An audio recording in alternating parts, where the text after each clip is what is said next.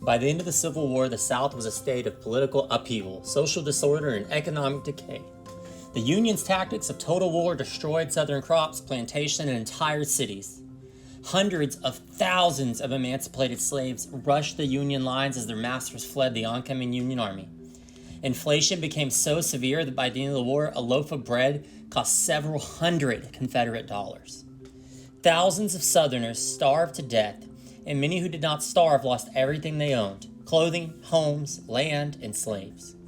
As a result, in 1865, policymakers in Washington had the nearly impossible task of Southern Reconstruction.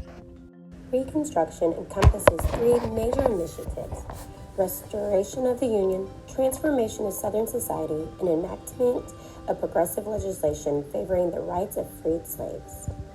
President Abraham Lincoln's Proclamation of Amnesty and Reconstruction, issued in 1863, 2 years before the war even ended, mapped out the first of these initiatives, his 10% plan. Under the plan, each Southern state would be readmitted to the Union after 10% of its voting population had pledged to future loyalty to the United States, and all Confederates except high-ranking government and military officials would be pardoned. After Lincoln was assassinated in 1865, President Andrew Johnson adapted the 10% plan and pardoned thousands of Confederate officials.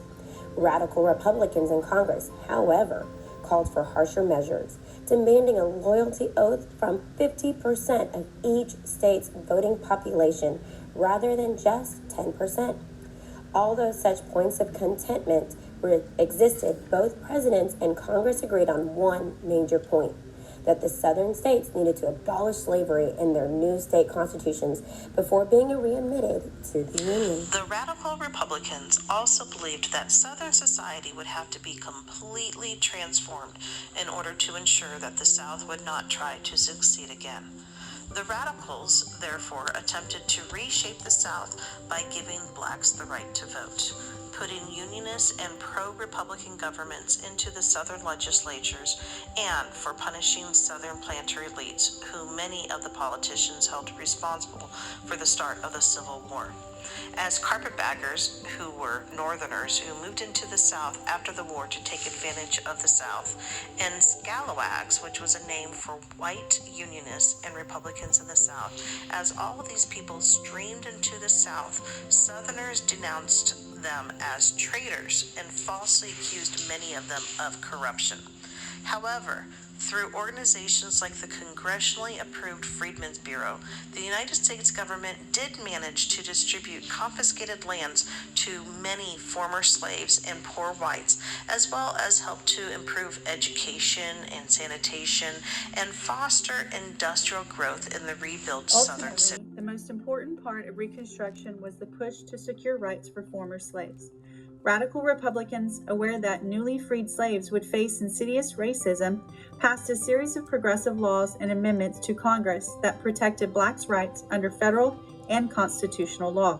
The 13th Amendment abolished slavery, the Civil Rights Act of 1866, and the 14th Amendment granted blacks citizenship. The 15th Amendment gave black men the right to vote, and the Civil Rights Act of 1875 attempted to ban racial discrimination in public places. When President Rutherford B. Hayes ordered federal troops to leave the South in 1877, former Confederate officials and slave owners gradually returned to power.